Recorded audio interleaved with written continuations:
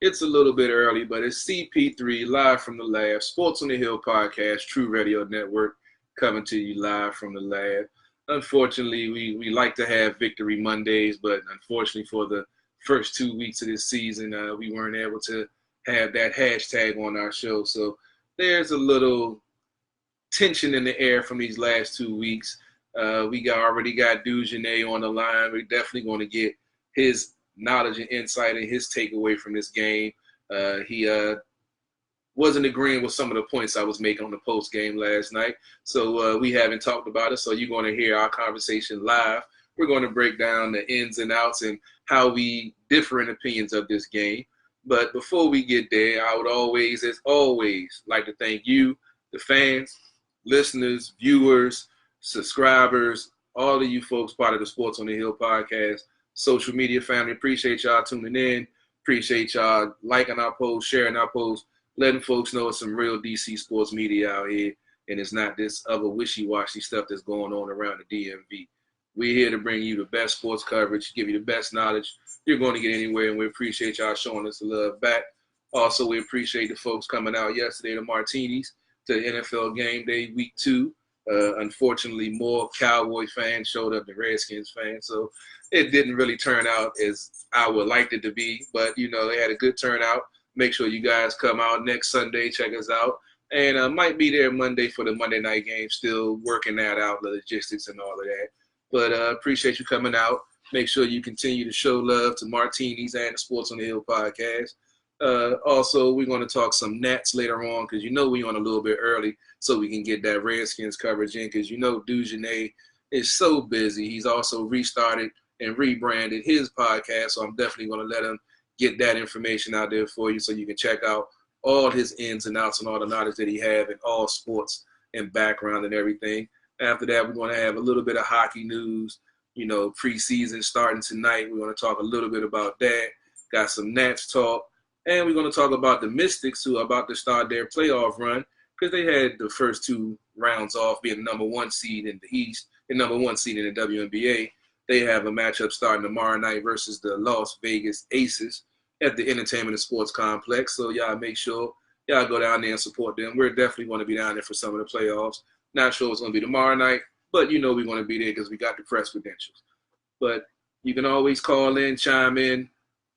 True Radio Network hotline is always 347-884-9299. Or you can jump on the Facebook live feed that I already have up right now. What's up, Sif Lord? Dropping in. What's going on? What's up, Sherry? What's up, Cheryl? Appreciate y'all checking us out. I'm going to go ahead and bring in DujunneaB so we can get this Redskins talk underway. DujunneaB, what's going on, my brother? Nothing much, man. How you doing? I'm not going to say I'm upset, but I'm still kind of flustered about this game yesterday, and I definitely want to hear your take because, you know, you made some valid points on the post-game live, but I want to get your total interpretation of what you saw in that 31-21 debacle we saw yesterday. Yeah, it was quite unfortunate. You know, what's really unfortunate is the team is, you know, putting up enough points to win ball games, and it's just not getting the stops necessary, especially late in the ball game. You know, what's interesting is, in listening to a lot of fans and listening to people talk about this game is, you know, last week, sure, you could say that the run game wasn't leaned upon enough, which led to the demise of the defense as far as partially to their fault of being out there a while. You know, in the first half of this game, in a tight game, they had 16 passes, 16 runs versus 14 passes. So understand the frustration there, but you know, the numbers dictate otherwise. And it was a 14-7 ball game. They were very much in it. I thought the defense played well early, but I think everyone notices a huge tendency with this defense. It's almost like being in Madden practice mode. Like the defense is, guys are right where they're going to be each and every time. It's 3 down, 4 linebackers, however you want to, throw up your corners. And there's just no creativity. I mean, you saw Dallas Cowboys stunting inside, creating confusion with their front. There was nothing like that. And whether they're dictating guys to play off like that, I'm not really sure. But it's definitely not a thing where there is any kind of cohesiveness. And it's vanilla. I mean, anybody can see that with their own 2 eyes. It's really reminiscent of the Eagles game in the second half. I understand the frustration. I get it. But everyone knew that this offense was going to be something that was going to be brought along. I thought that a lot of the things that Jay tried to do, especially in some of the drives where they missed, I thought that he did a good job of trying to take advantage of some of the things that the Cowboys were giving them.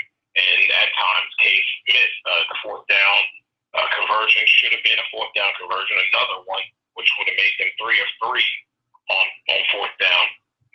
And that's where the kind of the 2 of 9 on 3rd down kind of gets skewed, because they did end up going for it on 4th down. Of course, you'd like to, as John Madden would say in the old Madden games, if you converted on 3rd down, you wouldn't have to worry about going for it on 4th down. True that.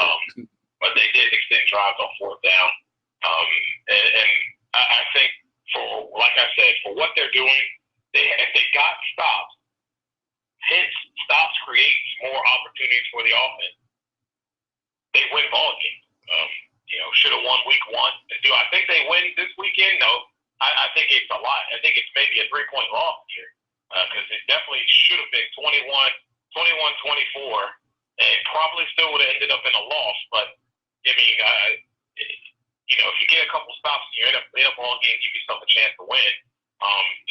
People are probably more okay with that than watching Dallas put together 2 straight drives of 74 and 85 yards, 11 and 9 plays to go for touchdowns back to back. So once you get down by that much, obviously Jay's definitely going to go to the pass because he has to get points on the board. And they executed. They scored and got the ball, got the game back into respectable, opportunity to close the door on it and be able to try to put this thing back into the hands and get the momentum swinging to their direction. And the defense goes back out there and allows them to walk down the field.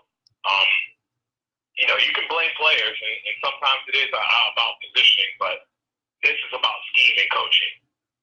2 weeks in a row with the amount of talent on this team, it's absurd. And I'm really just tired of hearing people really just generate all these excuses about, well, Jonathan Allen is out there and not out there and this and that. Look, man, if you got this is a one-trick pony, which it is not, you got more problems on your hands than worrying about whether one guy makes a difference. Again, coaching is about dealing and working with the personnel that you have. And too often times than not, there's teams in this division, there's teams outside this division that way less talent on defense and on offense and are playing competitive football. So their defenses are getting stops. People are winning games 10-13. So folks crying about offense and scoring points is absolutely just preposterous and absurd, because the defense has got to stop somebody. And numbers are dictating that. 63 points over 2 games, almost 500 yards in 2 games, and you're darn near 64% in third down conversions of their opponent. I mean, come on, that's atrocious. And really was the deciding factor in that ball game on Sunday at home. So it's really unfortunate, though, because it's the same crap that has been laid before this fan base since last year. So something's got to give, and I think what fans are asking is just, we understand this isn't working on defense, but you got to try something else. Like, you can't continue to do the same things again and again and get the same results. Granted, I see your point, but you cannot graze over. You say a half of football was played well. No, a quarter and a half was played well. Because when the Eagles tied the game up at 7-7, with 5 minutes and 43 seconds left in the game, in a half, when any other coach would go into the 6-minute offense, run the ball, milk the clock, at least get it to 2 minutes. If you don't score, make them burn a timeout, or at least get the ball and get the clock under 2 minutes. What does he do? Pass, pass, pass. Give them the ball, and let's talk about the Cowboys. You know the difference in the Cowboys and the Redskins? Their offensive coordinator is catering the playbook to the strengths of their quarterback, unlike the head coach / OC that wants to try to tailor the quarterback to what he thinks a quarterback should be strong at or doing. So that's why the Cowboys were able to run roughshod over the Redskins defense, because they have a coordinator that's actually working with the quarterback and tailoring to his strengths. Our coach doesn't do that. He abandons the run. And 10 rushes for Adrian Peterson. He got Darius Geis 10 rushes last week. And Adrian, on 3rd and 3 and 3rd and 4 in the first half, you're passing the ball, and then you go for a 4th and 3, and, Chris Thompson didn't cut right, and then you want to be upset at him, but you put your team in that position. You got a Hall of Fame running back in the backfield that can get 2 yards. But when every other team in the first half against our defense doesn't do anything, and then the second half you see them throw up 70 yards in a quarter, and everybody gets mad at defense, because why doesn't Jay see the same recipe? Even if the running game doesn't work in the first half, if you keep running the ball, eventually you'll wear the defense down. And that's what is happening to our defense, because they don't have any faith in the offense. So they're taking chances. They're not staying gap disciplined. They're shooting holes that they aren't supposed to, instead of trusting the scheme. And like you say, of another scheme at that, they're trusting it. I don't know why he's playing 10 yards off the cornerback. I don't know why we don't see no stunts and twists. But when you have a defense that has this much talent and see the ineptitude of the head coach and offensive coordinator, they're going to start taking chances, and that's when they get exploited. In the first quarter, we saw jet sweeps. 100% disagree with that. Man, we saw jet sweeps. Man, we saw jet sweeps and everything in the first quarter, and saw it no more in the game. Just because it was 7-7, doesn't mean anything. They went what Jay worked with on that next drive that they ended up punting on was the same stuff, and a lot of the things and the concepts they were running were there to be had. They were incomplete passes that didn't get in the hands, that didn't make anything happen. They had a pass that had no gain. Hey, this offense is going to have times where it's not going to execute well.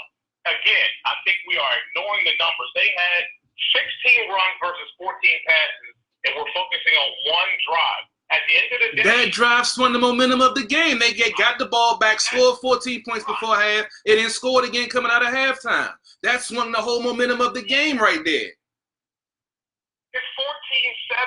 That's not a game loss. How many teams go through that in a season? We're talking about the Redskins and Jay's ineptitude with adjusting and making changes. We're not talking about every other NFL team. We're talking about Jay Gruden's Redskins. No problem.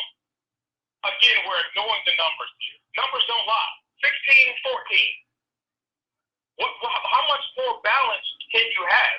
They managed to score 14 points in that first half. Now we want to make excuses for the defense. How many runs did they end up for the game? Of how they can come out in the first half. How they come out in the first drive of the second half and let them march right down the field for a touchdown. And we're not talking about a short drive, ladies and gentlemen. We're talking about a long drive they put together. So we're saying Dallas doesn't have a talented offense and have an offensive coordinator that can be able to pick apart the Redskins defense. They have quality on that side of the ball. Granted, the defense should not have given up 2 long drives. But granted, you have a coach that doesn't stick to the game. Like I said, we saw the jet sweeps and stuff in the first quarter, and it worked after the defense forced the turnover, after they ended up punting the ball. And then did we see that again with Sims? Did they stop feeding Adrian Peterson? Then he says in the postgame that he doesn't fit their offensive scheme and he limits the offense. How do you know he limits the offense when you gave him 10 touches? 10 to a Hall of Fame running back that we know when he gets 20-plus rushes, this team wins. 9 minutes and 25 seconds in the second half. 9 minutes and 25 seconds in the second half. So what time is there? Then they're down 21-7. I mean, they were down. They was tied 7-7 with 5 minutes left in the second quarter when Jay went to pass. Instead of like any other head coach would try to mix things up and at least let the clock run. You know, when you throw the ball, there's a chance it's going to be an incomplete pass and the clock is going to stop. Those are things a coach should think about if the play doesn't succeed. So running the ball, sometimes the run, even if it's a yard, you keep the clock running and makes it harder for the other team less time.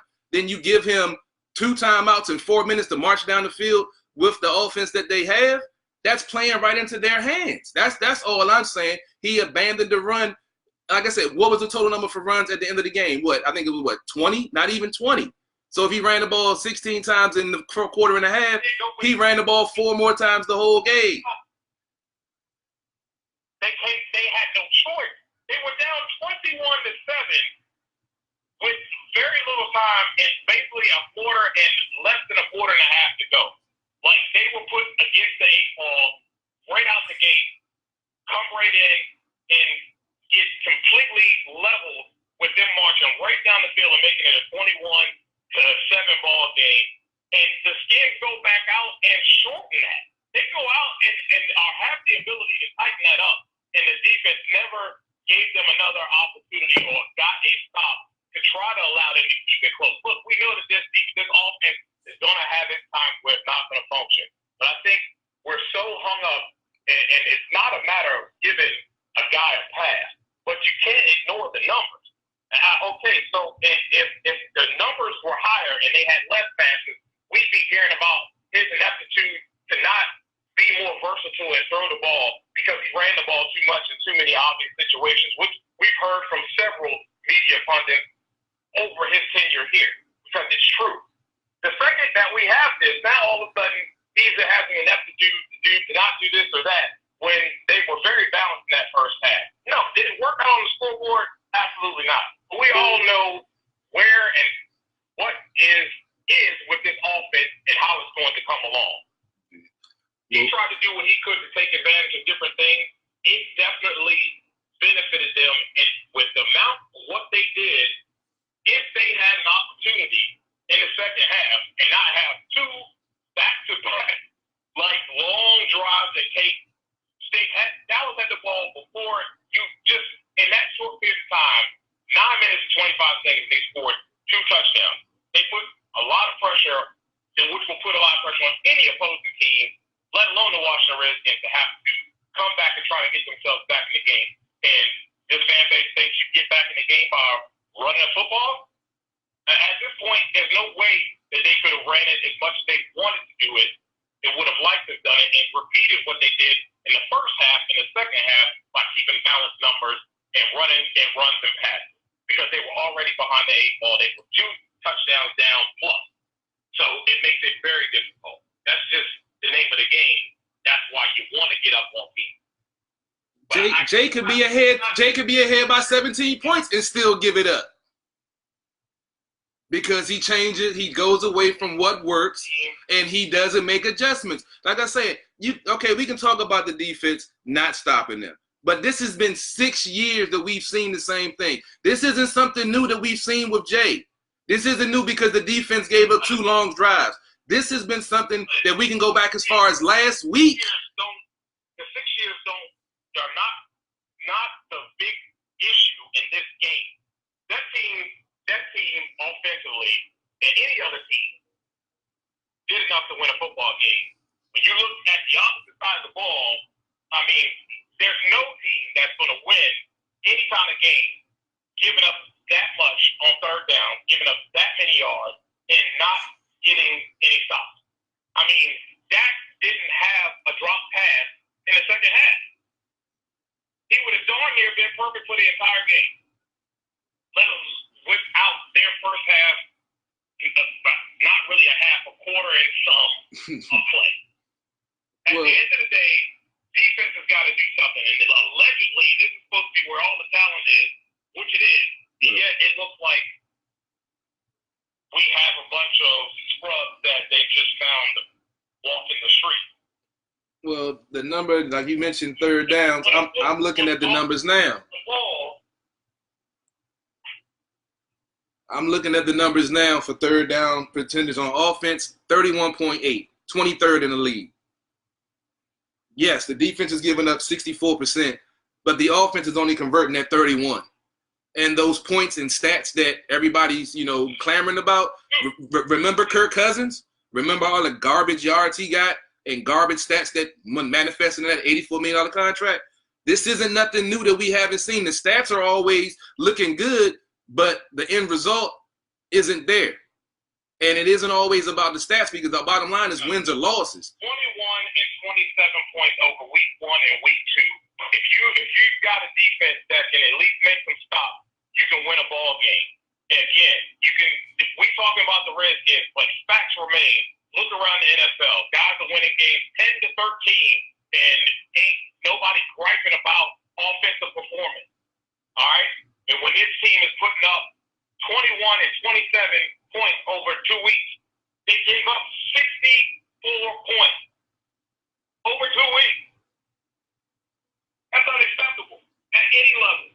Hey, like I said, Manusky got some questions to answer too. I don't know why they're so vanilla. I don't know why we don't see any type of food, anything. I don't understand, and I can't wait for the press conference, because I'm gonna try to get some questions in and see if they're gonna answer them, because I don't understand it either. But I can't give Jay a pass. I can't give the offense a pass, because I'm tired of seeing the same thing. We saw the same. And what's the deal with O'Connell? Isn't he supposed to be the OC? But we're still seeing the same 3 wide receiver, 1 tight end, 1 running back plays. We're still seeing the 4 wide receiver spread with the slot pass to the inside. So I think that first quarter was more of O'Connell, and the rest of it was Jay Gruden, because we've never seen jet sweeps run by Jay Gruden. I really believe that O'Connell is not calling the plays. You listen to him talk. Yeah, it's sad. He comes up with a game plan and on what the plays are there that they're going to run, and formulates the game plan. I believe Jay is still calling it as of now. With that said, though, you can not like what they did all you want in the first game, and rightfully so. No one does. But in this game, this offense ain't been great, but it's good enough to win ball games, and that's all I'm saying. And at the end of the day, they've got and have done enough to win ball games. They haven't turned the ball over.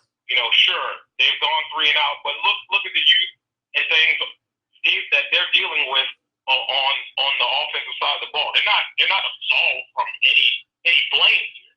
But when you score 21 and 27 points, all you're asking is for a little bit of help from your defense. And you can ignore stats all you want to, but numbers don't lie. And yeah, they can be skewed, but bottom line is bottom line. Look at those defensive numbers. I don't give a crap of what kind of offense you got. You can give me the Patriots offense. If they're giving up that many points, it's a dogfight every week. And that's how it's going to be for the season. It's going to be an absolute dogfight every week, even when this offense starts to get going. And it's really unacceptable. When you got a coach that's got his job on the line, rightfully so, he needs some help. Because right now, if he wants to do it the way he wants to do it, and he's going to do it the way he wants to do it, and going to go down in flames that way, then that's fine. But you're going to continue to be dancing around this thing of what ifs, or could it be, or maybe it can work, or this or that, as long as your defense isn't helping. And they're not. And they don't get it solved from any excuses. And there's no daggone way that I can sit here and point at the head coach in this when, you know what, the head coach don't call defense. That's what he got a coordinator for. And he's supposed to be pretty good at it. And they were on their way of sending his butt packing at the end of this year and couldn't pull the trigger because, the crap that we got going on in this organization. So now he's got all this help with Rob Ryan being a linebackers coach and doing that. Your scheme is garbage. And it's clear. And it don't take an expert to look at this team and see that it's nothing great that they're doing on defense. And the fact that there's nothing great that they're doing on defense, people are just able to look around and see where their big playmakers are on the front seven, and they can do what they want. And your secondary is always going to be crap if you don't get any pressure. It's just the bottom line. Because everybody talk about all this talent, this, that. Just get some guys that want to play and be hungry. Because I can tell you right now, I'll take a bunch of average corners and safeties in the back. And if I got a good front seven that gets pressure, I'm going to win. And I'm going to win with those guys in the secondary. Dallas has been doing it for years until they started adding talent in the last few years to their defense. So, I mean, please, miss me with that, honestly. Because at the end of the day, there's so many people that are doing so much on defense that have very little talent. And yet, we got all this talent with the Redskins, and people want to make 1,000 and want excuses and point the fingers at these players. At the end of the day, you have to figure out how to get the best out of your players, and that's what the job of the coach do. And he's not doing that. So you talk about injuries, you talk about all these things, but at the end of the day, it's the coach's job to put players in position to make plays. You should work with the personnel that you have. It's clear that Greg is not doing that at all, even when he had a full plethora of all of it. But this is supposed to be the most deep team, and yet you can't get these guys in position to make plays. You got same confusion on the back end of the defense when it comes down to safeties and stuff. The stuff is too complicated. You're trying to be too cutesy. When we all know that a safety, a free safety, should have the ability to be free. And yet, we have yet to see Monte be free. He's always responsible for this or that, the fifth and the third, that don't make a hill of beans. And we got old boy thinking that he's supposed to be having help, and there's no help. So you got to fix that, and that's coaching. And if they don't understand that, and it's too complicated, you got to dumb it down for the guys that you have in the secondary, especially when you're playing with young guys that are rookies or whatever. But you got to make it work, and he's not doing that. And if he comes out here next week with the same stuff, then we got to question of whether he's going to be here or not. Because in my opinion, after yesterday, he'd be on a plane out of here so fast that he makes his head spin. His offense would have been cleaned out before the clock went 0-0. Yeah. It's embarrassing, and it's unacceptable. Well, everything you're saying about Manusky is the same way I feel about Jay. Because I'm tired of seeing the same thing. He has talent on that side of the ball. He should know to run the ball with a Hall of Fame running back that you can do the play-action pass. You don't have Jordan Reed out there. You got young receivers that's trying to find their way. You got a rookie that's out there trying, playing well. You got a dude coming off injury that's trying to prove that he's worth the contract. I understand that. But there's an X's and O's and certain things, the responsibilities that an offensive coordinator and head coach has to the offense and has to the team, and he goes away from that too often. I'm not looking at just one game or just these two games. Like I said, I'm looking at his mentality going into these games. We've talked about over and over again how he goes away from what works. You can talk about, okay, they gave up 2 long drives so they couldn't stick with the run game. I'm still going back to the second quarter, 7-7. They had a chance to milk the clock, keep the ball for the rest of the half, and not even give Dallas a chance to touch the ball again if they'd have played smarter football and not pass. So everything you're saying about Manusky, I say the same thing about Jay Gruden, because we've seen this over and over again. And the defense, like you said, they got young players. They're going to make mistakes. We've seen mistakes. We've seen Nicholson trust his eyes instead of trust the play and what he was taught.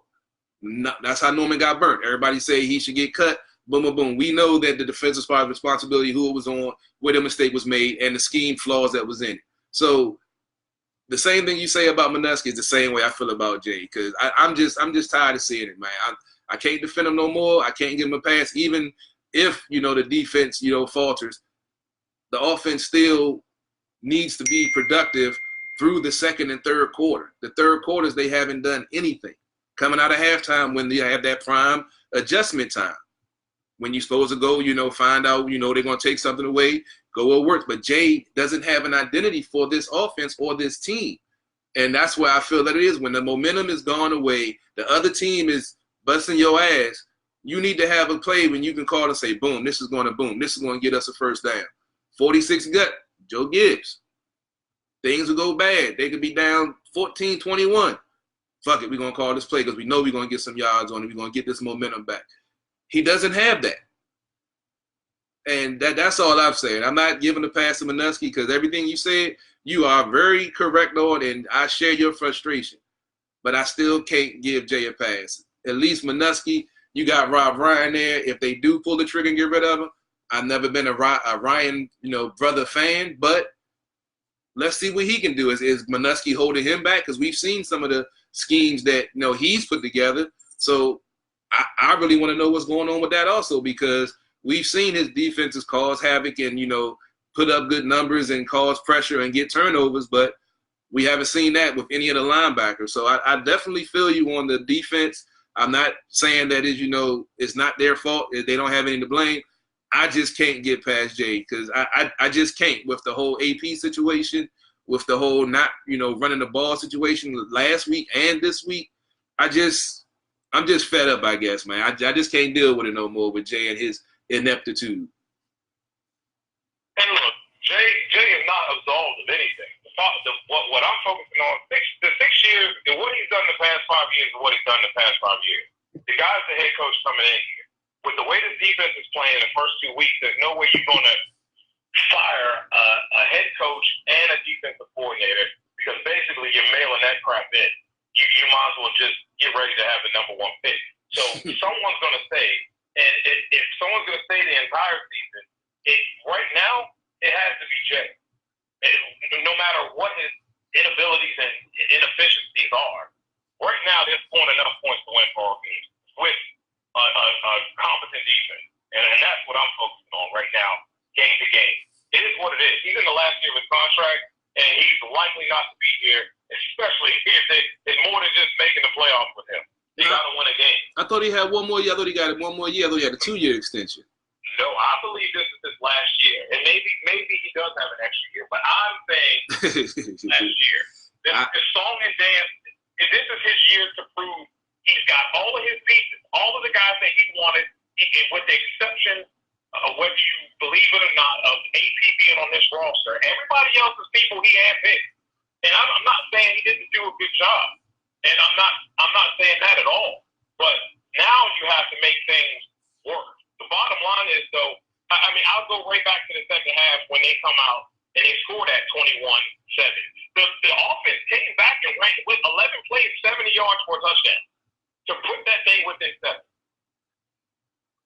So it's not that they didn't do a good job in the second half. They just didn't have not enough time. And the time they did get the ball, they had too many issues with trying to sustain drives. And the biggest problem, which I'll go to, is not so much the Jake Gruden calling.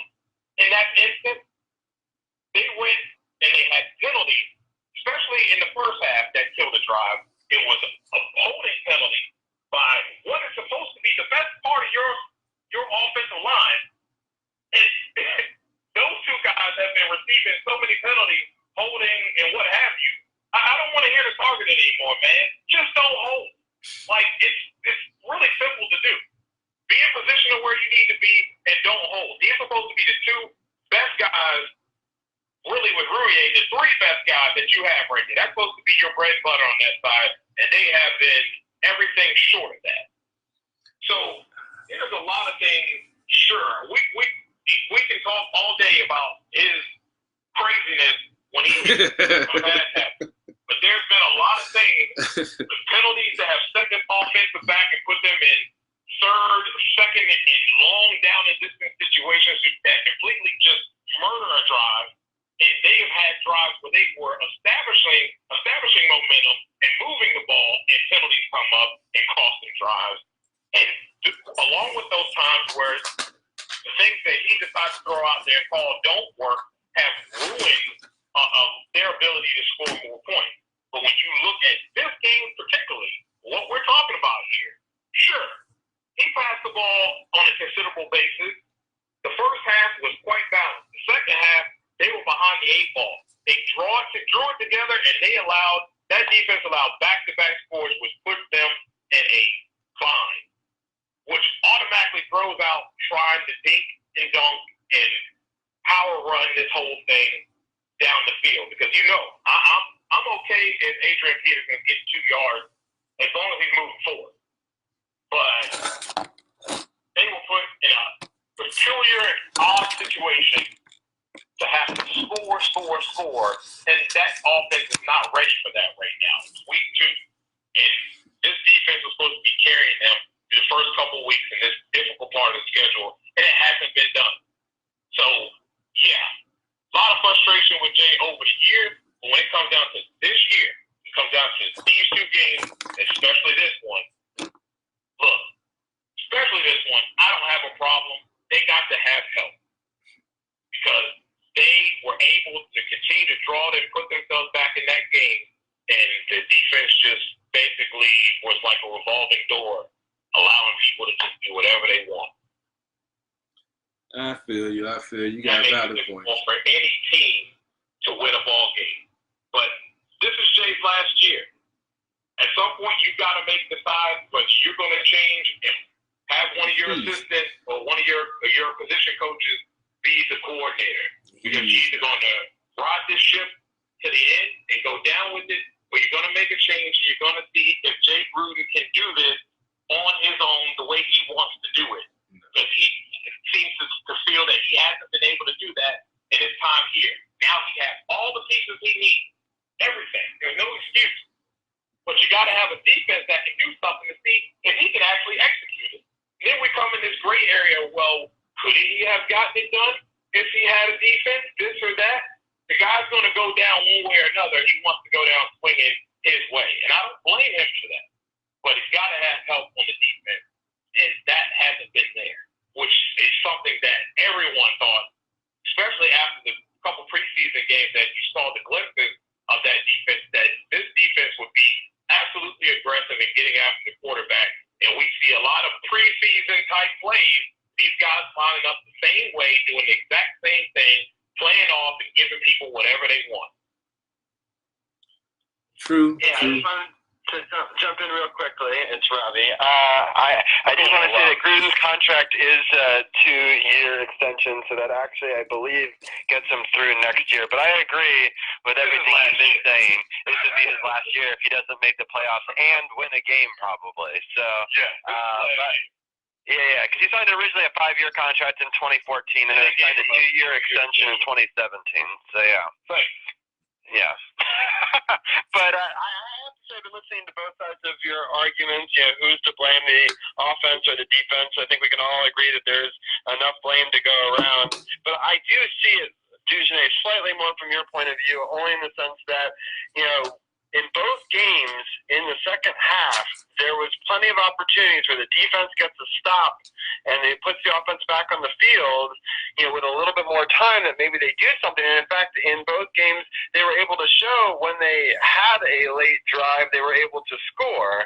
So my issue was 4 drives in a row in some of these games to not get off the field puts a lot of pressure, and then you do have to go to a more pass-heavy system, and it lets Jay Gruden off the hook.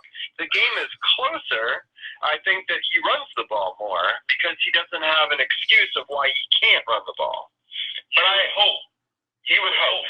And the other problem is he refuses to do that when the score is close. But that's why I want to see this, because 2 games in a row with his pieces on offense, 2 games in a row, he's been put in a horrific situation because his defense allows enormous unanswered points, and they have no solution to stop the opposing team. And then they have no choice but to try to get quick scores, either try to get back in the game or win the game. And he ends up getting off the hook for it. Right, and the 2 things for me was, the one is our offensive line and committing penalties. I mean, last year to be the worst at the holding penalties and to have that already creep back up, or we're one of the league's worst again through 2 games, that's got to stop. And especially Morgan Moses can't be going on the junkies and saying, all this, shit talk, and then basically be, one of the biggest, people that are holding, and, he's got to be better than that across the line. I mean, our tight ends need to not hold. I mean, there were some, great running plays where even if they didn't hold, and all they do is just get in that guy's way, he still probably breaks it outside. So some of these holds are unnecessary. I think that's a big problem. And also, Josh Norman is really starting to piss me off. I really liked him for a long time, but, I mean, he's requiring safety help on almost every big play. And I understand that that's part of the position, but at the same time, I need him to close space a lot faster. I need him to not get tripped up, with the Deshaun Jackson one. It's just becoming a constant thing where people are starting to go at him, and he's supposed to be, that guy where no one's going to even try that side. He's the shut-down guy, and it seems like they're just attacking him, and he's just not producing for me. If you go back 3 years, Go back 3 years, or maybe even 4 years, and look at Josh Norman's technique, and if you can find some highlights on how he plays, and then picture what he's done over the past 2 weeks. It's clear technique, and even D. Hall has spoken about that technique, and how he is not playing the proper technique that can help him be able to be a better player against defending, get your defender and be able to have the upper hand. And why he's ended up being caught behind and caught out of position and caught, trailing like that and giving up a big play. Granted, he is supposed to have help, but my goodness, I mean, he's getting paid big bucks on this defense to make plays, and it's too often than not. You think they'd attack Jimmy Moreland. They didn't even go after DRC when he was limping around out there, which is another problem I have with why you got a guy who is not a very good cover in the first place out there playing gimpy and then Dallas didn't even go after him. They went after Norman constantly, and you would think they would go elsewhere. And that says a lot about his play. Also says a lot about the scheme and what they're doing on the back end as well. So, I totally get what you're saying there, Robbie. It has been absolutely frustrating to watch Josh play with the amount of money that this dude is being paid. Yeah.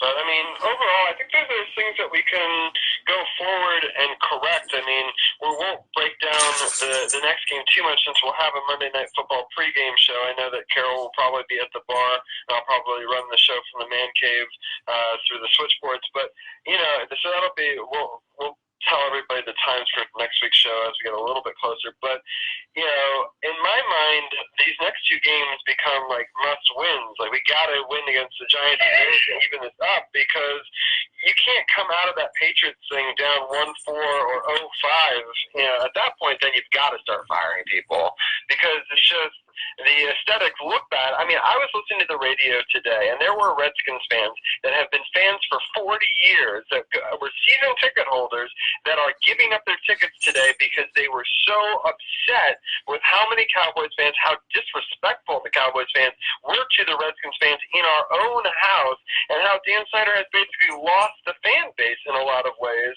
And, it's disgusting, and I think people have said for a couple of years now, people got to stop going to the games so that way it gets hit in the wallet. The problem is there are enough road fans in the DMV that they just fill the seats. And so Dan Snyder doesn't really care. I mean, he's a Redskins fan, or at least claims he has been his whole life. But if he's getting money for those seats, it's better than selling to like an empty stadium, right? So he's going to still sell to those Cowboys fans, even if he would rather that be Redskins fans, because the Redskins fans are now boycotting and not going. I was a season ticket holder for years, DujunneaB, and I gave them up because it's just too much of a hassle. It's not a good location. It's very expensive, and the road fans often storm the arena to the point where it's 50-50, and I heard yesterday for a home opener against an arch rival, it was closer to 60-40 for the Cowboys. It looked like one of those neutral site games in college where they split the stadium in half. To see some of the pictures, especially from family who are Cowboys fans that were there, it's crazy. And Cowboys fans are like, that's their second home stadium now. Like, they've been saying that for years. And it's just, I understand. I mean, we acting like StubHub isn't a thing, man. StubHub tickets are expensive. People give them up because the experience is too costly. It ain't got nothing to do with Daniel Snyder selling out the Cowboys fan. It's oh my God, I don't even know how he got here. I don't even want to go here anymore. The stuff, I mean, folks can get their tickets up. That's cool. But that's not the point, though. The fans have given up. The Redskins fans used to buy them on StubHub. They're not doing that anymore. They'd rather watch at home. Well, that's the point. The fans have given up on Dan. I mean, that's granted, but he's the owner. He's been opening his wallet trying to get the team to win. He can't do anything else but that. So folks are still faulting him for his first, impressions and playing fantasy football with the league and having Vinny Serrato. And that's the thing. Nobody remembers clean old Vinny. Everybody wants to demonize Danny. But Vinny is the one that helped screw this franchise. Like, granted, Danny hired him, but he's the one that screwed it up. and Bruce Allen is the guy that's fixing it, and all the fans want to fire Bruce Allen. So I'm not really too concerned about the fans' perspective and them not putting up tickets because they want to play ball regardless. He's going to make money regardless. He's not giving a team up. So either you ride with it or you bounce. You bounce, cool. Have a good time. You can stay. Deal with it. Mostly Cowboys fans, then that's going to change the momentum and the feeling of our players. Do you think that they want to play 16 road games? Because they don't, you know? They want that home field advantage. Why is our attendance and our home field advantage one of the worst in the league? Then what do you do as a team? You play better. You win at home. It ain't got nothing to do with the owner. You play better on the field. I'm not blaming the owner for it, mind you. I'm just saying the fans are through with the owner because he gouges prices and, you know, like they keep on adding all these things that you have to pay for and pay more for parking to have the same spot you had before. Like, he keeps on doing it. The beer prices go up. Everything's going up, but the, you know, game day experience isn't getting better. So, like, why are fans going to want to do it? And you need the fans in the seats because that's what roots on the team and hopefully encourages the team to victory. Because PG County is one of the highest tax counties in Maryland. Because I've gone to gotta use the Falcons Stadium for example. There in Mercedes-Benz, the new stadium now. You know, they just built that new, you know, little polished little gym there. And the food prices are like you almost think you're stealing. I mean, you know, I'm talking big time, you know, your nice little souvenir cups are under $5. You're getting barbecue sandwiches for under, you know, $6. I mean, it's gourmet food. It's not like stadium food. It's like restaurant quality food, and they have a brand new stadium. So that says a lot about how things are going on. And it is expensive, and people are staying away because of the expense. They're also staying away because that product on the field is not worth getting up and sitting out in the heat and sweating their butts for. And that's a huge problem. And now, you know, Washington Redskins fans aren't dumb. And they see the work that has been put in as far as this staff and along with Bruce Allen and the guys he has around him, bringing the talent they have through the draft, et cetera. And now everything should be starting to come together, and you should start to see improvement. And yet it's the same things every year. And really defensively, I would say after 2 weeks, it's worse than it was last year on the defense. And that's a problem. And people aren't getting up out of their comfort of their own home in the AC. They can have their own beer for cheap and decent food for cheap to get up and go sit in the stadium and pay all that money for parking and all the headaches that come with that to watch a team do what they do. They can decide to turn it off whenever they're ready and go on about their day and still barbecue and party at their house without having to feel, you know, all the expense of going to the stadium. So yeah, it's disappointing, but the way you fix that, man, is getting the product right on the field. And that's where it's got to change. And once they do that, we know these fans, that Redskins fans are loyal, man. And, you know, they're loyal to a fault. And now people are just fed up. And I don't blame them. I mean, I don't, what am I supposed to say? Like, these Mondays get tough after 2 weeks of this. And what we've seen all off season, the amount of talent on this football team, and yet every year, as they continue to build, guys to come on these shows and have to explain why. And right now, it's like, yeah, those are some reasons, but man, it's bigger than that. And now it looks worse because they've created drama with the Adrian Peterson thing. It didn't have to be. All these other things that didn't have to be. And now you lose 2 games and you lose them in like horrific fashion. Yeah, people are heated and ready to battle. And I don't blame them at all. It's something they could have avoided. Didn't have all the nonsense that is drummed up, and yet we're still creating nonsense by having this Trent Williams thing still hanging over. You either want to bring him back or you don't. You know, I mean, this team needs help, obviously. Fans are on the defensive side of the ball. So, you know, all this drama they're they're creating with the product on the field is now sending fans over the edge, and they're tired. It's the same old rap sheet with Jay and the staff, and they're tired of seeing it. And I don't blame them. I don't blame them at all. And there's not a Cowboys too. One quick question for you. I just wanted to know, do you think with Jonathan Allen, I know we talked about it a little bit earlier, obviously he can't be the difference maker, but if you had him and our offensive line a little bit more shored up and took away the penalties, do you think we're that close to winning one of these two games? Or do you think, going forward, do we have a chance going forward? Or do you think that this is not going to be a good season for us?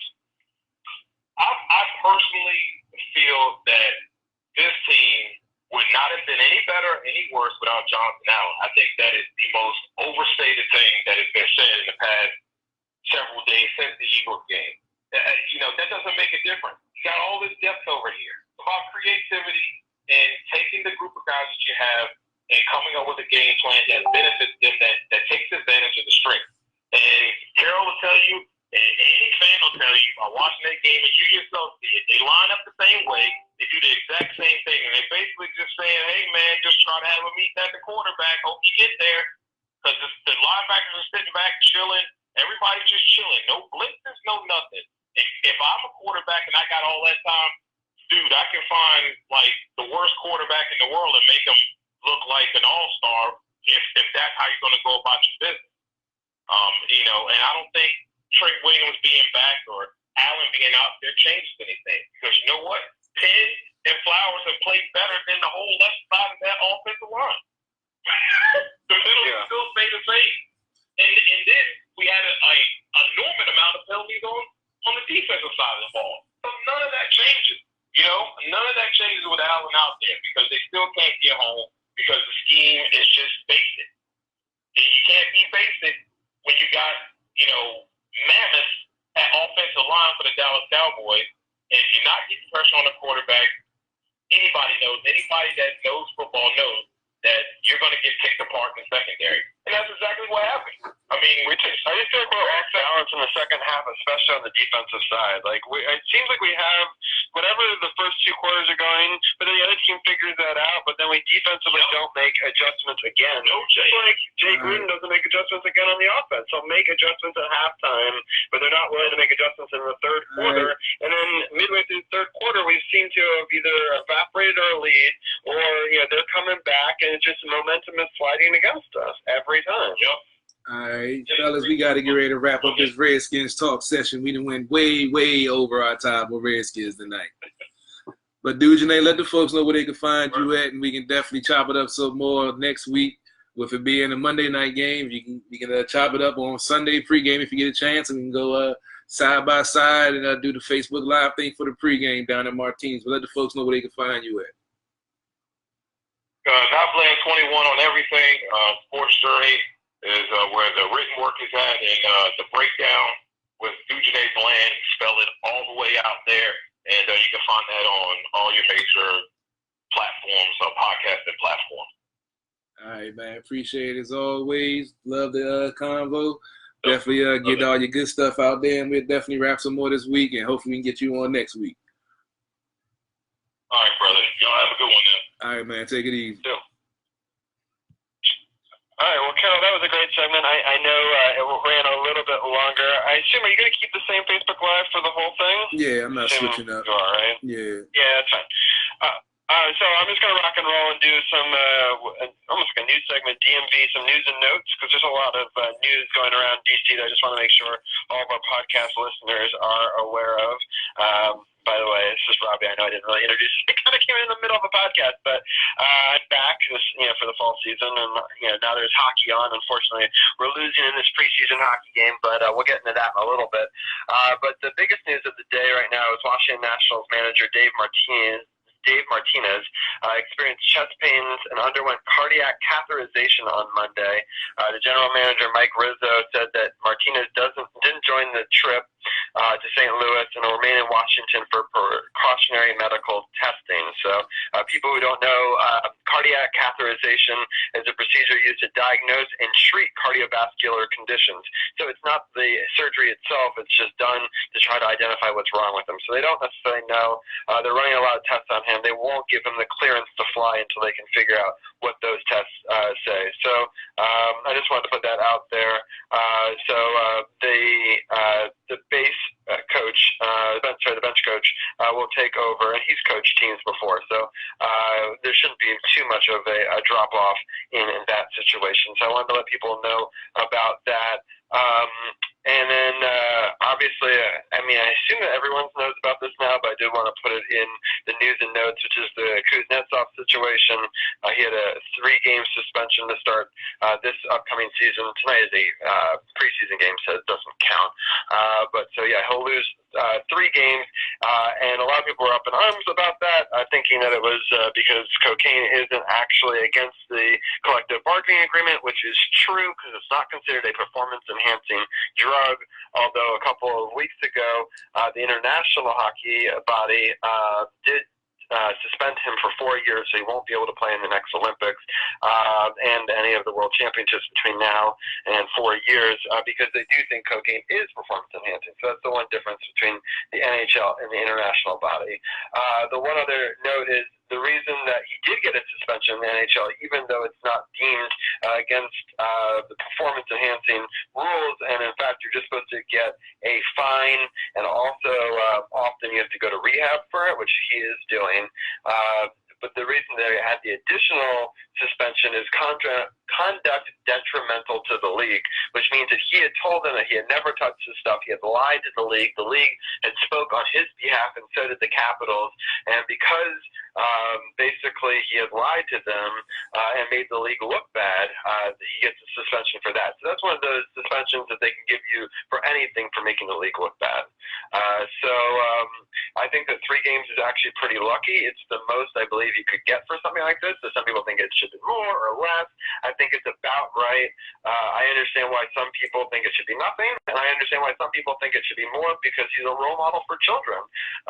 So I get it from both points of view, but I think 3 games ends up being about the right number, even though I know that it'll be tough to start the year with him. We are in a salary cap situation where we're a little bit over the cap right now. We've got to get under the cap, so we're trying to figure out using some of the players that are playing in tonight's game at Capital One Arena. By the way, we're on the power play right now.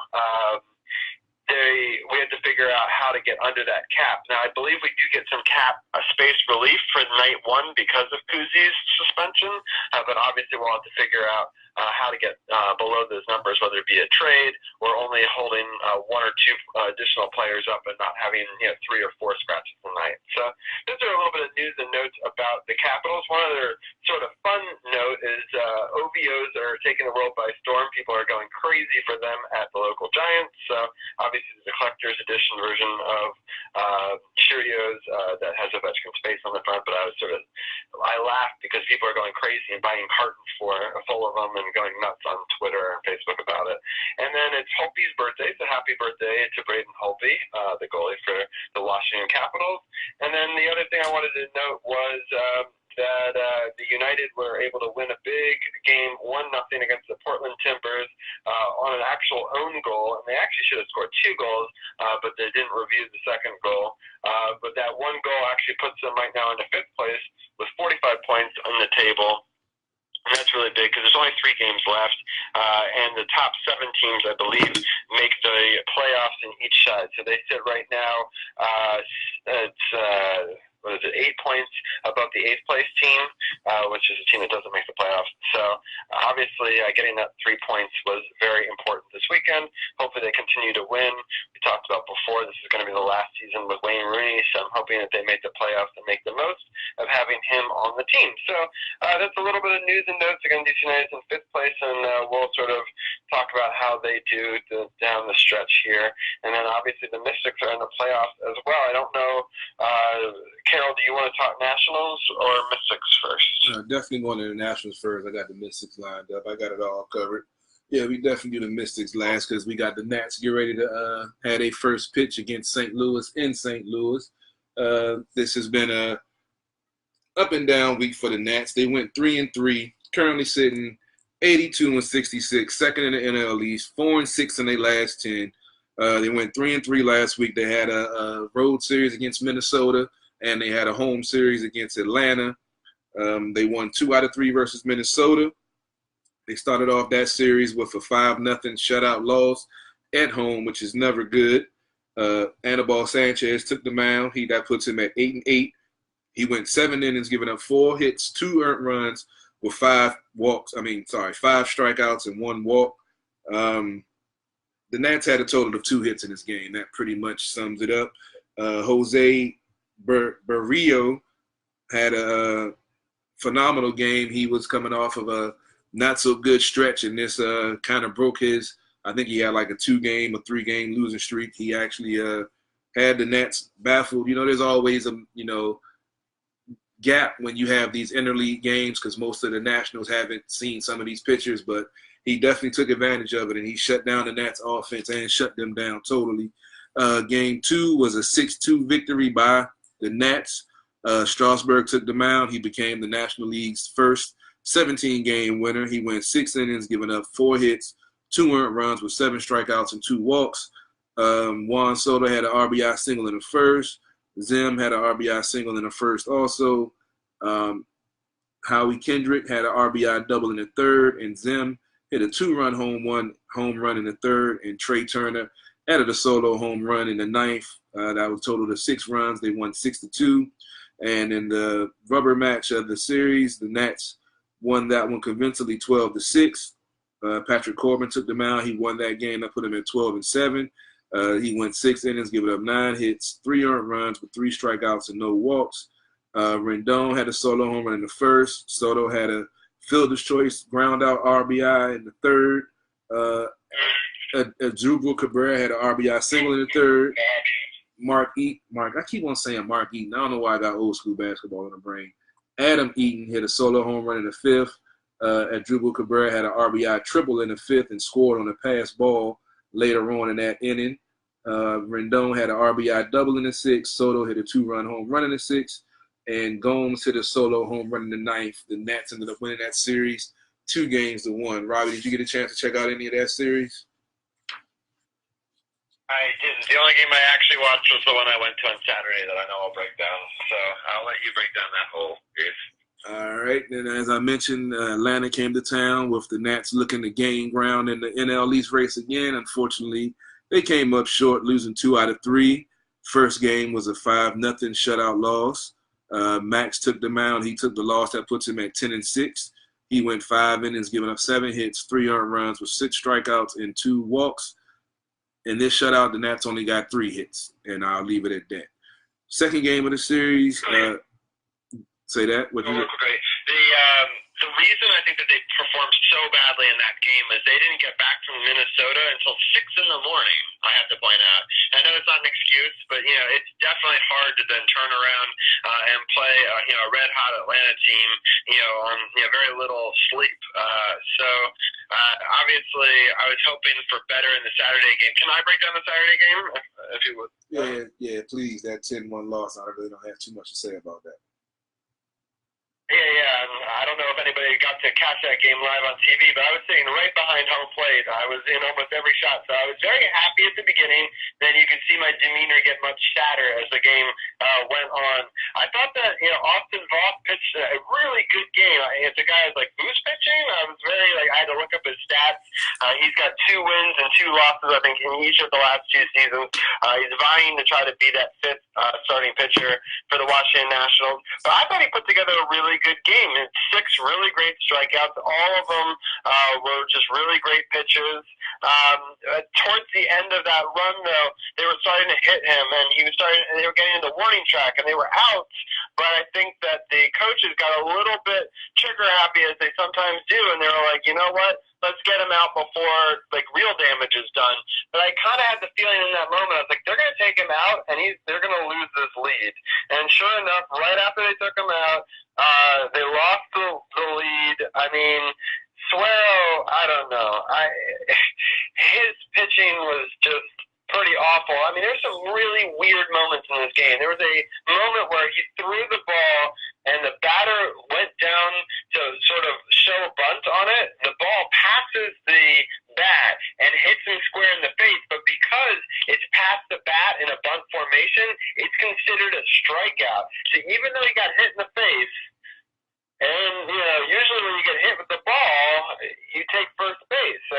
kind of how we knew it. I've never seen this before.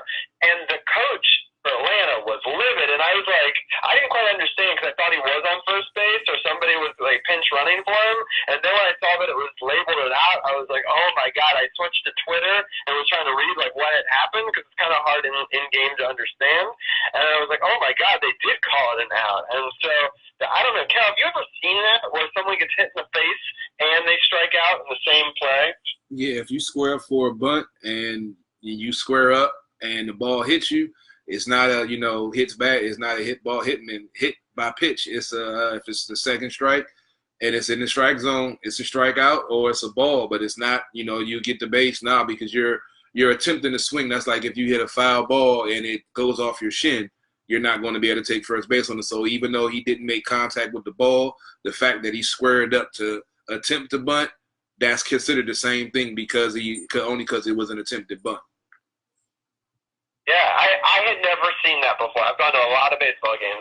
I'm not even sure I've ever seen it on TV, but like that was definitely, I was like, oh man. And I have to say, sitting behind home plate and hearing that hit his face was one of the most disturbing things I've ever seen in baseball. I've gone to hockey games, I've gone to football games, I've seen some pretty horrific things. Carol, you and I saw a broken leg in a football game last year. This was up there. I was like, oh man, they had to bring up the stretcher. It was brutal. He actually got up on his own power, but I was like, oh man, I thought he broke his face. But anyway, so I thought that they should have taken him out after that. I know that's not necessarily his fault, but I just felt like it was going to rattle the pitcher. And sure enough, it did, because it just unwound after that. They were like, well, karma, basically, because you've now thrown out the coach, and you've got an out by throwing out our face. Just like, from that point on, I felt like the other team was like, all right, we're coming for you. And Atlanta just turned it on after that, and they just didn't ever look back. And it was kind of an ugly game after that moment. I thought that was kind of the turning point of the game. It was kind of almost like a rallying point for Atlanta. But, it was kind of a brutal game. Unfortunately, it's probably the only game I get to see in person this year. But it started off well, but definitely did not end well at all. Well, yeah, I watched that game, and it was brutal, Watching it as it was probably to be there. At least I could turn the channel. You still had to sit there through it. So, more power to you. I checked you out on the screen. It was cool seeing you there, man. Last game of the series, which the Nats were able to salvage a victory, they ended up shutting up the Braves 7-0. Anibal Sanchez earned the win, making him 9-8. He went 7 innings, giving up 3 hits, no earned runs with 3 strikeouts and 1 walk. Yan Gomes had a 2-run RBI single in the second. Howie Kendrick had a 2-run RBI single in the third. Robles walked with the bases loaded in the third. Then Kendricks hit a solo home run in the fifth, and Adam Eaton had a fielder's choice ground out RBI in the sixth to account for all 7 of the Nats' runs. As I mentioned, they have a 3-game series in St. Louis, which starts at 7:45, which will be starting the first pitch pretty soon. Today, they have a 1:15 start tomorrow and a 7:10 start on Wednesday. Then they travel to Miami for a 3. Go ahead. 7:45 on Tuesday and a 1:15 on Wednesday, so I don't know. Oh, I might have inverted it. I don't know. I was writing kind of fast. And then they travel to Miami and for a 3-game series starting on Friday. Friday is a 7:10 start. Saturday is a 6:10 start. And Sunday is a 1:10 start. Just to give a quick recap of the NL East and the wild card chase, since we're getting close to that time. The Nats are currently 9.5 behind the Braves. They're 5.5 up on the Mets and 6 games up on the Phillies. In the wild card chase, they're currently the number 1 team in the wild card. The Cubs are 1.5 games behind them. And then the Brewers are 2.5 behind, and the Mets are 4 games behind in the wild card chase for the playoffs, which hopefully the Nats can keep that first wild card position locked in and don't lose any ground. They performed pretty well against the Cubs a couple of weeks ago. Hopefully, if they do have to see them, they'll take care of business, and hopefully they can get these Braves figured out, because the Braves playing some good ball. Ain't nothing you can take away from them, and I don't know if the Nats going to be able to catch them, but hopefully they can lock down that wild card spot so we can see some October baseball from this national team and see if they can put it together with all this adversity they faced and some of the injured guys coming back and the expanded roster, see what this team can do.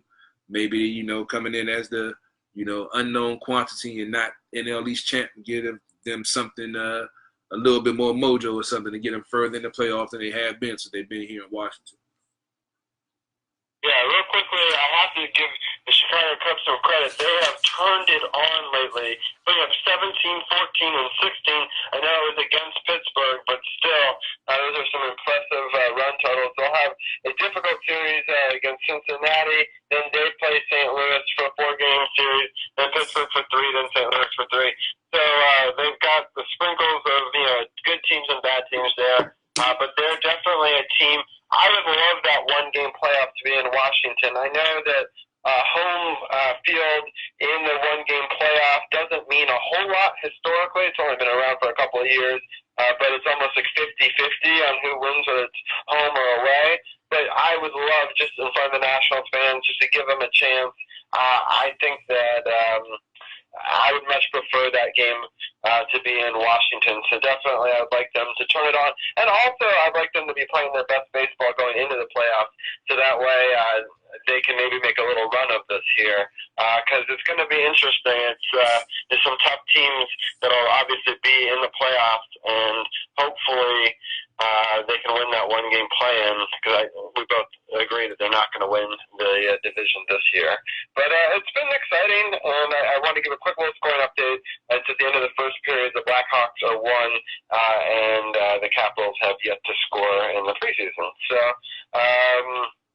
but Carol, if you want to, I don't know if you had any other baseball news or if you wanted to get into the Mystics.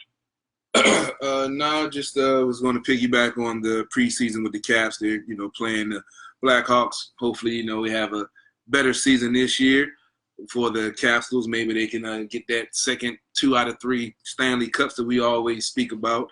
But let's go ahead and get into the Mystics, who, as we spoke about, had clinched the number 1 spot in the East and waiting on their opponent for the 3rd round, semifinal round of the WNBA Playoffs, because being the number 1 seed, they were able to get the first 2 rounds of bye. First rounds are single elimination, so it isn't like they set out a 5-game series or anything. The Mystics were 26-8, first in the East. They'll be facing the Las Vegas Aces, who was 2nd in the West, who were 21-13 to end the season. This is a best of 3 out of 5. First round was had the Chicago Sky over the Phoenix Mercury, 105-76, and then the Seattle Storm defeated the Minnesota Lynx, 84-74. Going into the second round, which Seattle faced the LA Sparks, who they unfortunately lost to, 92-69, and the Las Vegas Aces faced the Chicago Sky, and they won a nail-biter, 93-92, to advance to the semifinals to face the Mystics, who, with the schedule I have in front of me, they tip off tomorrow for the first game, Thursday for game 2, Sunday for game 3, and if 4 and 5 are necessary, game 4 would be Tuesday, and game 5 would be Thursday. It's a 2-2-1 format, so the first 2 games will be here at the Entertainment and Sports Complex. I believe they have the 8:30 start. I don't think they have time to sign for the other ones. But the first game is an 8:30 start on the beginning of the Mystics run to try to get their first WNBA championship. Like I said, we won't be there tomorrow night, most likely, but we will be there for some WNBA playoffs, and hopefully this team can make it to the finals, because I know I definitely will be there for that.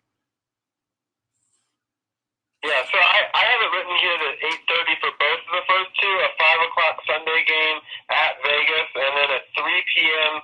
Tuesday game, which seems weird. So I think that Tuesday one isn't right, unless it really is a 3 o'clock our time, which would be a noon start time, which seems like an early game for a Tuesday out in Vegas. But so I think that one might not be the right number, but the other one seems to start at 8:30, and then the Sunday one at 5 makes some sense as well. So those are the probable times, at least, that are listed right now.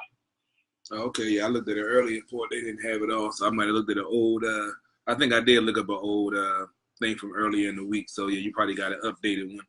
But yeah, it's going to definitely root on the Mystics. Hopefully they can get their first championship in the franchise. This is year 21. Last year was their 20th anniversary when they made it to the finals.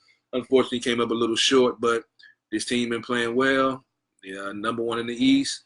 And from what I've heard from some of the other WNBA folks, that a majority of the teams, the Vegas and the other teams that's left in there, all have kind of like injuries to some key players. So it's kind of late. The cards have fell the way that the Mystics should be able to handle their business and possibly win the first championship. Not saying we like when other players get hurt, especially the best players for other teams, but it just worked out that way. So from what I've heard, this might be a magical season for the Mystics in the playoffs this year. Yeah, it's interesting that the other team, the Sun, will be the home team, even though I believe the Sun is the Connecticut Sun, so they are actually in the East as well. They don't do it like they do in the NBA, where it's the two teams with the best records. That's why we're playing a Western team, and so are the Sun and playing the Sparks, because again, it's the top teams make it, not necessarily based on conference. It's not like an Eastern championship and a Western championship like we see in the NBA or the NHL, let's say. So it's just a little bit different format. I wanted to point that out if people were curious why we're playing Vegas in the semifinals. But yeah, it should be interesting. All the other teams that are left are all pretty good. They're all pretty close in wins. The Aces at 21 wins, Sparks 22, and the Sun 23. So I think the Sparks and Sun are really evenly matched. So I'm hoping that goes the distance and the Mystics are able to maybe play well. One other thing I wanted to point out is Deli Don as the AP Player of the Year. So I wanted to put that, I forgot to include that in my news and notes. So it's cool to have a Player of the Year on a Washington team. We haven't had that in a little while from the Associated Press. So I just thought I'd point that out as well. Cool. Well, I think it's about time we wrap up. The Nats game just started. They're in St. Louis, so they're batting first. Got Anthony Rendon at the plate now, 0-1. He's already Adam Eaton and Trey Turner already have been retired. He's looked like the umpire is giving the corner early in this game. Rendon is 0-2. He's currently number 1 in the NL with Christian Yelich on the IL, hitting 332. Yelich hitting 329. Marte out in Arizona is hitting 327. And Tony Two Bags is doing the thing. And hopefully they can re-sign this guy, because we definitely would love to have him back on his roster next year, being that he went through arbitration this year already. Hopefully they can lock it down and bring him back, because him and Juan Soto have been doing the damn thing in the 3 and 4 spot. Both of them have over 30 home runs and over 100 RBI. I forgot to share the other day that Juan Soto is the third player under 21 years old to have 30 home runs, 100 RBIs, and 100 runs scored, before the age of 21. So that kid is doing some good things. And, that's why I said when Bryce rolled, I wasn't really too concerned, because we got guys like Soto, Robles, and hopefully Tony Two Bags, who just got a hit on an 0-2 pitch and knuckled it, got enough of it. His hands are so fast, man. You can't get nothing inside on him. And he doesn't have to shorten up the swing on 2 strikes, because his stroke is so smooth already, and he just found a way to get it into the outfield and get a first hit. And as FP says, there goes the shutout, and there goes the note. Right. It's he almost like golfed at it. It's interesting swinging motion when it's in that corner spot. It's a nice piece of hitting, though. I agree. I just thought myself. And so Soto is up. I wanted to also point out he's got the second most home runs ever before the age of 21. He's only 6 away right now from that record. So it's something to watch. His birthday is in October. So if he could get 6 more home runs in the regular season here, he could actually take that record. So it's something to watch for as well. No doubt. I love this kid, 20 years old. He loves playing the game. Him and Robles got something working with the, youngsters out there. So, they just got to get it together and, put it all together, bullpen, pitching, defense, and offense, and maybe this team can get it together in the postseason. And unfortunately, Juan Soto grounded out at the end of the inning, but Rendon got on base, so there goes the no-hitter. That's one thing we don't have to worry. Excuse me, I've been drinking some adult beverages. You have to pardon me. But we're about to get out of here. Make sure you come down to Martini's every Monday night. Jesus, I'm slipping today, Robbie. On every Sunday for NFL game day, starting at noon, doors open. Every game on Sunday, and they have Monday Night Football, which I'm sure they're showing tonight, and Thursday Night Football where they'll be there. Maybe we'll broadcast there on a Thursday, but next week, if Robbie can run the board, I'll probably be down there going live and calling in to check in before the Redskins play the Chicago Bears on Monday Night Football, and hopefully don't go 0-3 in the conference and 0-2 in the division. That's just not a good look. We got to break this Monday Night Football streak. We've only won one game since we've done this podcast together on a Monday Night preview. So this has got to be the time where we break it. So maybe we'll split ourselves up. You go to the bar. I'll run it for the man cave. We'll try to siphon all of our juju and get on the right thing. Because, man, would that be a huge win for the Redskins if they could square this off at 2-1. The Eagles lost a very close game at the very end there. I watched that, which is important because it means that they only have one win, and the Cowboys have 2 wins, but the Giants don't have any either. So, it's still wide open out there. I don't want to push the panic button too soon like some Redskins fans, but they definitely got to put some wins on the board. And obviously starting with that Bears game and then the Giants game, that's where we've got to do some damage. No doubt. We got Strasburg ready to take the mound, looking to get his 18th win of the season. There have been talk about him and Mad Max in the Cy Young talk. Max missed a quantity amount of time with the back tightness, but Strasburg, if he can get to 20 wins and with his strikeouts over 200 and his he can get to 20-6, I think we might be looking at Strasburg's first Cy Young, I'm thinking. Real quickly before we go, got a fun little question while we got Strauss taking the mound. If you're in that one-game playoff and it's against the Cubs, and I know that we've got a couple weeks to decide this, but right now with how they're pitching, who do you put in that one game? Do you put Mad Max? Yeah. Do you put Strasburg? I go with Strauss because he's been healthier. He hasn't missed any starts. He's locked in. And then they win the one-game playoff with him. Then you got Mad Max ready for game one, whoever they play in the series, in the NLDS. Right. I think that right now it looks like that would definitely be the Dodgers. Because I know Atlanta's only 4